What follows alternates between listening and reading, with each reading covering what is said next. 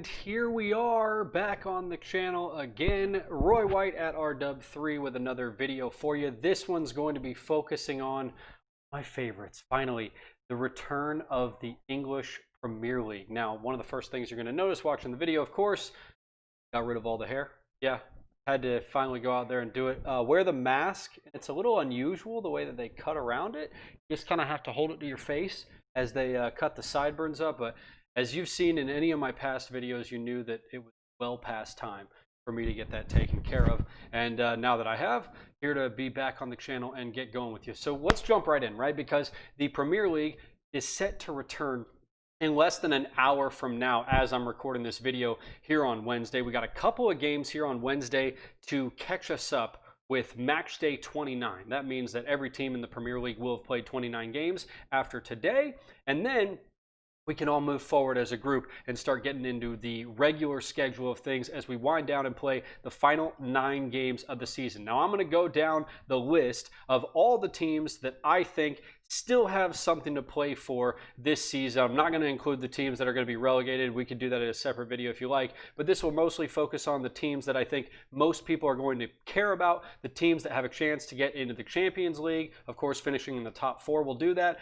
Teams that will also be in Europa League competition, the other European tournament that goes down as a result of league standings by the end of things, and we'll get into each team's ambition and what they could be looking for going forward. So let's start at the very top. And that, of course, is with Liverpool. Far and away, one of the most incredible seasons we've ever seen in the English Premier League.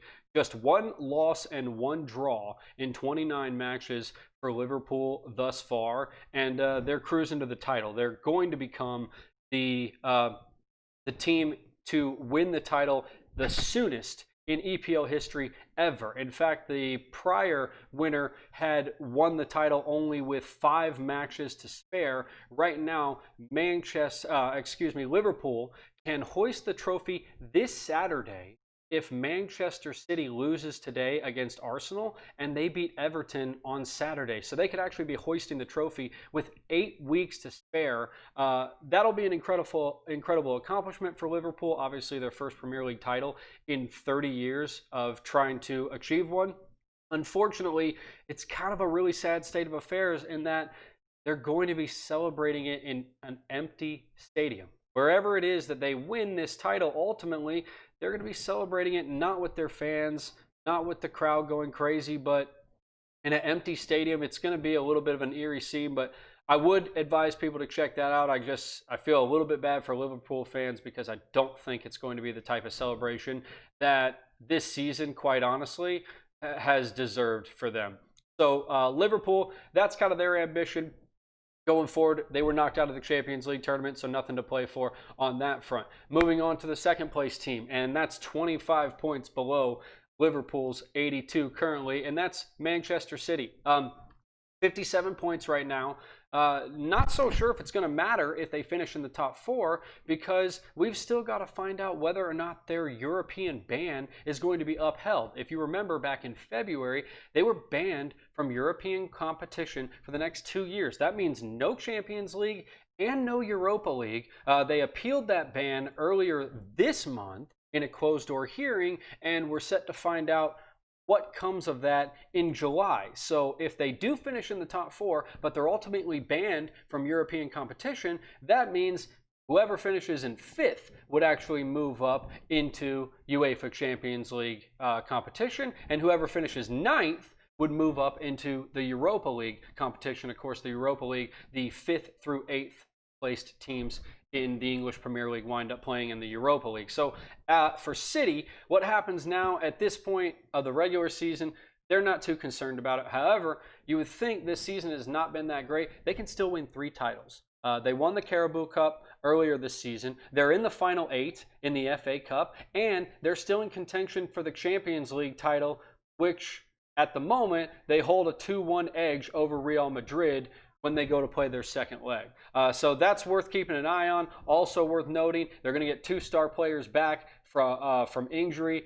Aymeric Laporte, their defensive stud, and Leroy Sané, who a lot of people have forgotten about, the winger weapon, the 24-year-old German international, A lot of people say he could be heading to Bayern here this next transfer window.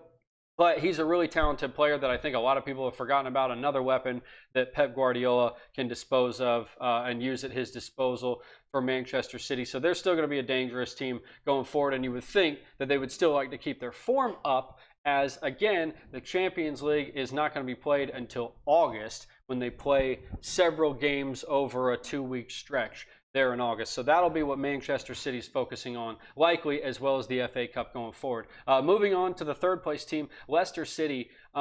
This is actually the team that I think was hurt the most by the break. And when I say that, they were just playing so well as a unit. According to a statistical website that I use that takes a look at player ratings and averages them out over the entire season, Leicester City was actually right up there with Liverpool for the most players, ranking in the top 10 as an average match rating per game. Those three players, the two midfielders, James Maddison, Wilfred Ndidi, both of them have been spectacular this season. And then, of course, Ricardo Pereira, the outside defensive player, who is been spectacular this season. Unfortunately, the reason I think the restart hurts them the most is because not only were they playing so well, but Pereira hurt himself and will be unavailable going forward. So they're going to have to find a way to make up for his loss.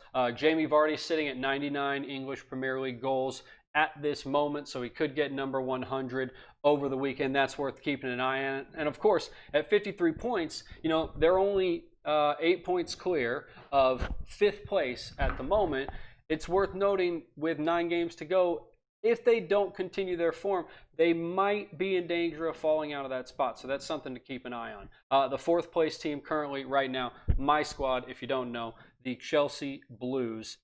And I'm really excited about what they've done here in the transfer window. Obviously, we're not necessarily talking about that, but the addition of Hakim Ziyech, the addition of Timo Werner, and now the rumors that Kai Havertz could also be coming to the squad in London. Ooh, it makes me so excited. But as for this season and the way things are looking right now, what I'm really just most excited about is the return of Christian Pulisic.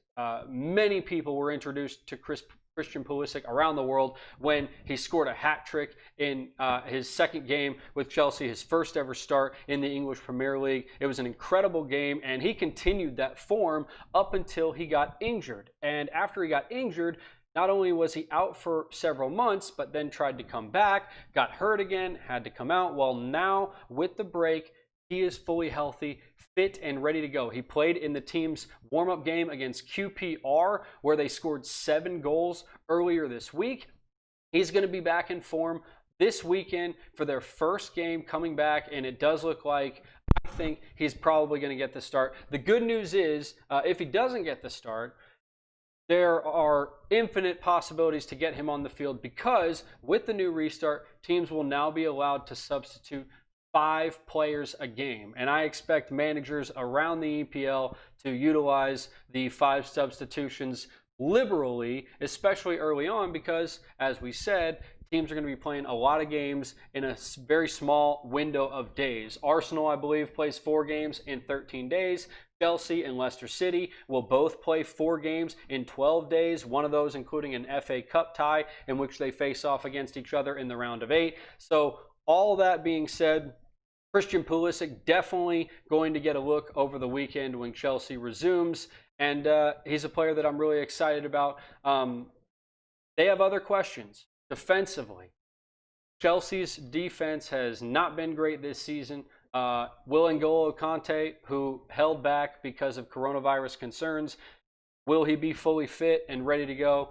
We're not sure if those questions will be answered, but they do have a lot of young players that they're relying on. Billy Gilmore, the central midfielder, Mason Mount, another player that they're really excited about. So Chelsea fans have a reason to be excited at 48 points, sitting in 4th place, but they need to be very wary of the teams beneath them. And that is where we get to the 5th place team, Manchester United. And quite honestly, this team was who I was most afraid of leapfrogging Chelsea. They sit just 3 points behind after 29 games played, but this was one of the teams that I was extremely frightened could leapfrog Chelsea. They'd been on fire prior to the break.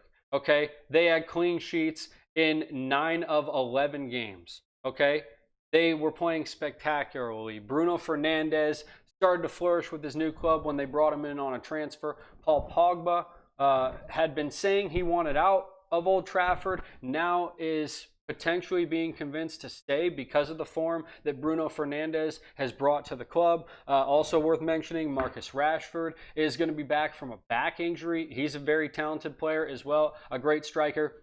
And he did a really great thing over the past week and a half. He actually convinced the UK to extend free meals over the summer for elementary school kids all across the country. So really cool stuff right there. And obviously, these guys are using their influence in a very positive way. Another thing that you'll note when the EPL returns, they will have all of their uniforms names say Black Lives Matter on them. So if you're not down with that, or you're not invested, or you're not interested at all in what the movement is becoming and what it is up to this point, then you're maybe not going to want to watch the English Premier League over the weekend or into the future, because that's what it's going to look like going forward. Manchester United, though, again, 45 points, like I said, just 3 points out of the top 4.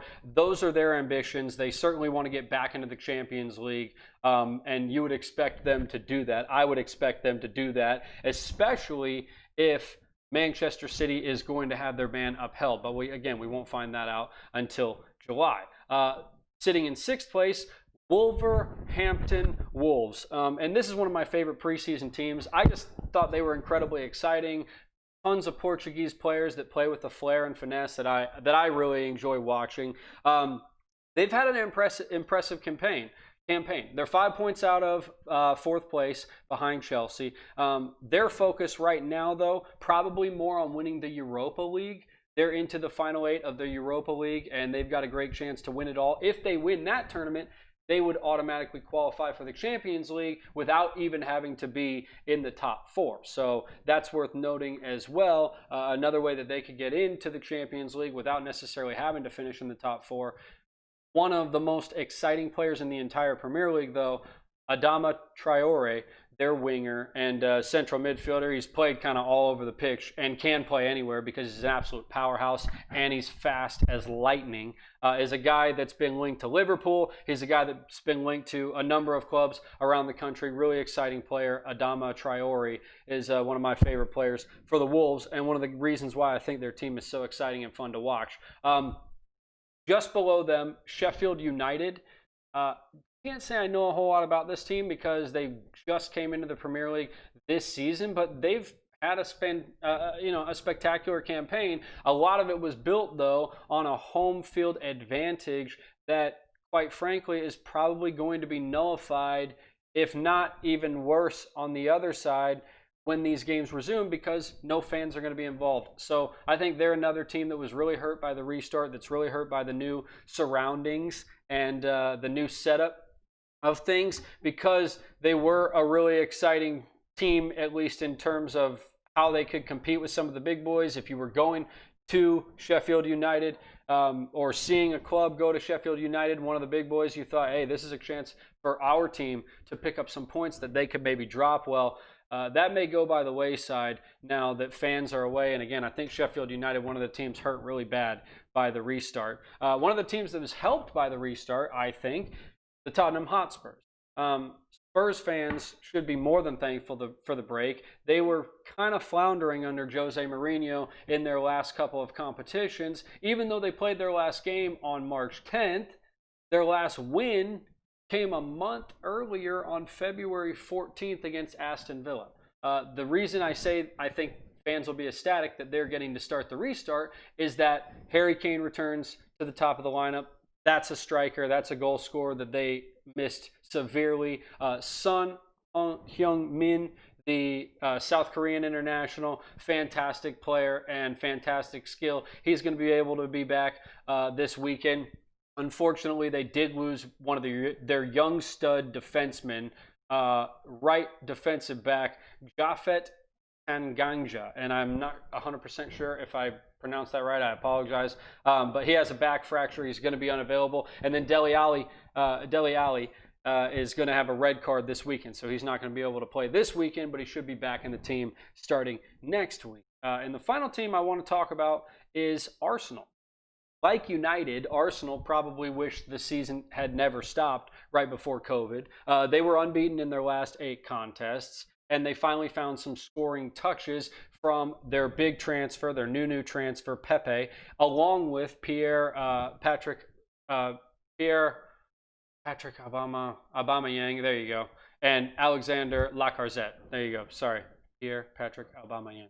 I don't know why I had such a hard time with that one. And Alexander Lacazette, the 3 of those combined for 6 goals in their last 3 EPL games. So that's something to look out for. They're also starting to play defensively a lot better. Mikel Arteta has been unbeaten in 9 of his 10 games, managing the club. So it looks like they're a bit of a new team as well underneath him.